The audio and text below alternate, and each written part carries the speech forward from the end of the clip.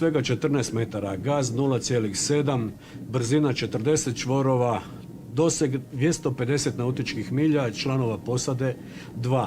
Izgrađen u domaćim brodogradilištima u Puli i Šibeniku. To su osnovni podaci o novom brodu obalne straže Hrvatske ratne mornarice nazvanom po morskom psu Modrulju. Ima simbolika u imenu broda. Brz i okretan kao morski pas, ali ne i opasan za ljude, jer Modrulj, kaže enciklopedija, ljude ne napada. A Modrulju na kojem plovimo zadaća je, osim nadzora morskog ribarenja, upravo pomoć u traganju i spašavanju na moru. Matična luka je Lora, a pokriva područja srednjeg i južnog Jadrana. Pa brod je dizajniran, napravljen da može izaći na more 6 na 7, 6, ali to znači, da se razumijemo, to nije brod, veliki brod preko 100 metara.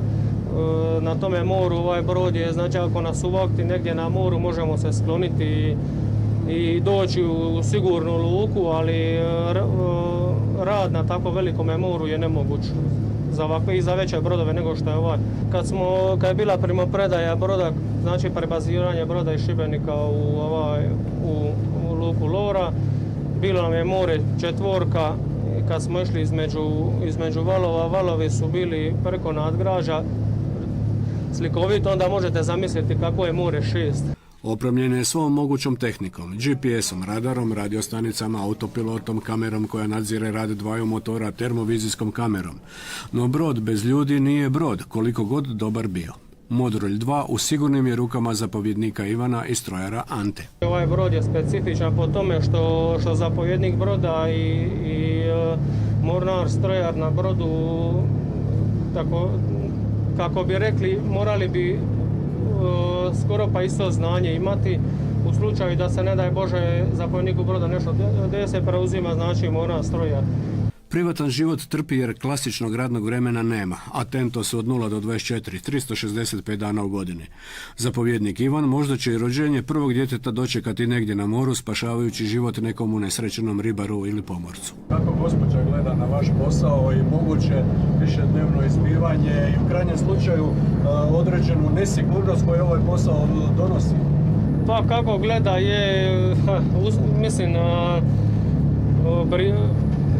kako bi se izrazio, nije je sve jedno, ali može razumjeti. Njen otac je bio pripadnik Hrvatske pobjedničke vojske, tako da zna, već je pripremljena je na to. Više poziv nego klasičan posao, kao što koji se odrađuju. Ovo je poziv jedan. Posao u HRM-u općenito u vojsci nije lagan, da se razumimo, i puno treba odricanja, i pogotovo ljudi koji su dalje od kuće. Je li vam bilo teško odlučiti?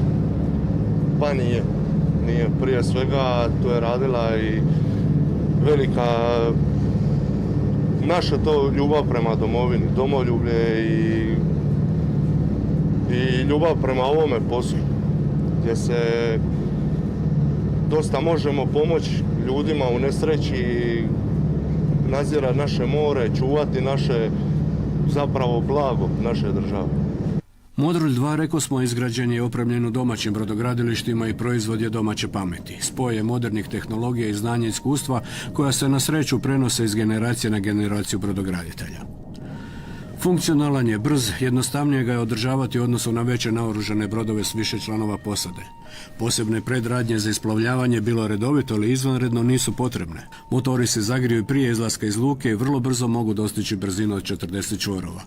I doista je u sigurnim rukama, u što smo se sami uvjerili ploveći s Ivanom i Antom splitskim akvatorijem.